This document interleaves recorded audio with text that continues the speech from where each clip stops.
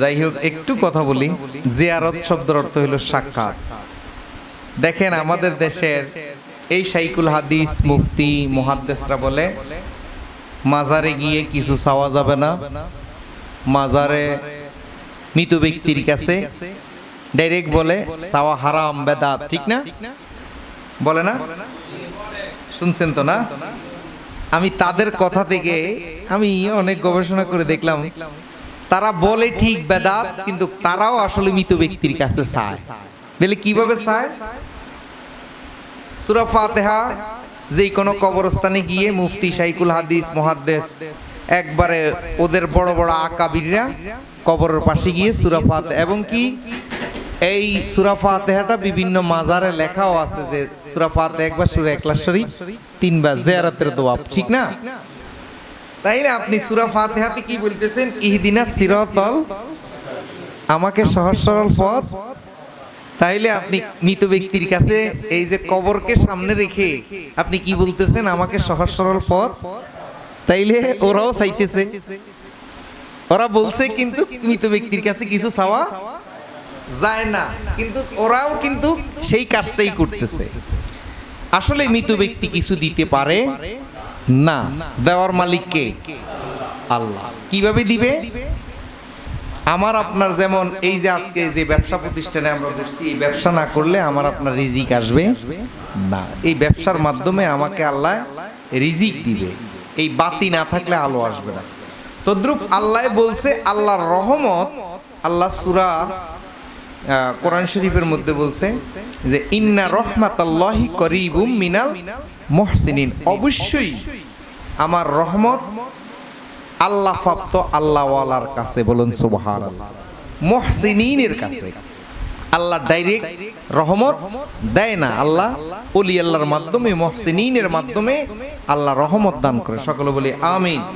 তা আমরা আজকে ফরিয়াদ করব আমাদের মহান মুর্শিদ গৌসুল আজম মেজবান্ডারি, আমার মুর্শিদ দয়াল কাশেম শাহ হিয়াজুড়ি মেজবান্ডারি, এবং এখানে আব্দুল হক সাহেব আছে, সানাউল্লাহ মেজবান্ডারি, এবং এনায়েত ভাই আছে, ওনার ফির শামসুল হক ভাই, যার যার ফিরের মাধ্যমে আমরা যাকে ইমাম মেনেছি, নিঃসন্দেহে আমাদের ইমাম সৎ মানুষ, ভালো মানুষ, সিটিং বাটফার নয়, ভূমিদস্যু নয়।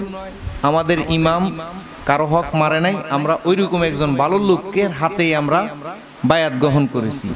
আর যারা জানছেন যে আপনার ফির ভণ্ড, চোর, ভূমিদস্যু, আপনার ফির ভাই বোনের হক মেরে দিছে, আপনার ফির দুনিয়া লুবি, আপনার ফির দুনিয়াবি ধন সম্পদের অডাল টাকা পয়সার চায়, ভক্তের থেকে চাইয়া চাইয়া টাকা পয়সা নেয়, ওই ভণ্ড ফিরকে তালাক দেওয়া ফরজ। বাবা ভান্ডারী হযরত কেবলারও 2-3 জন ফির ছিল, খাজা বাবারও 2-3 জন ফির ছিল, হ্যাঁ 19 জন ফিরা ছিল খাজা বাবার।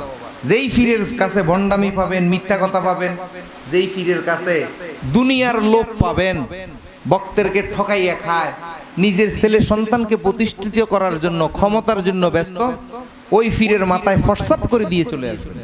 ডাইরেক্ট একদম ওই পীরের মাথায় প্রস্তাব করে দিবেন, আপনার যৌবন শক্তি বেড়ে যাবে। আমি বললাম কেন? আপনি যখন বুঝছেন, জানছেন যে এই ফির ক্ষমতা লোভী, ভূমিদস্যু, এই ফির খারাপ, ওই ফিরের মাথায় প্রস্তাব করেন, দেখবেন আপনার যৌবন শক্তি বাড়বে, আপনার হায়াত বেড়ে যাবে। আপনি ভালো একজন লোকের সন্ধান করে তাকে সময় দিয়ে নিজেকে পরিশুদ্ধ করবেন। তো যাই হোক, আমার মূল কথা ছিল, তাইলে ওরা যে বলে যে কবরের কাছে চাওয়া যাবে না, মূলত ওরাও কবরের কাছেই চায়। হয়তো ওরা আরবিতে চায়, আমরা বাংলায় চাই। কথাটা ধরতে পারছেন? তাই আসলে ইসলাম আমরা অনেকেই বুঝি না, বিদেই আমরা মারামারি, হট্টগোল সৃষ্টি করি, বুঝছেন? তো যাই হোক, আমরা সকলে সঠিক বুঝ জ্ঞান অর্জন করতে হবে। সিনিয়া মানুষের সঙ্গ লইয়া আরসালনাকা ইল্লা রাহমাতাল লিল আলামিন। মারহাবা ইয়া মারহাবা ইয়া মারহাবা রাহমাতাল লিল আলামিন। জলওয়াগার হো ইয়া ইমামুল মুরসালিন, জলওয়াগার হো রাহমাতাল লিল আলামিন। মারহাবা ইয়া মারহাবা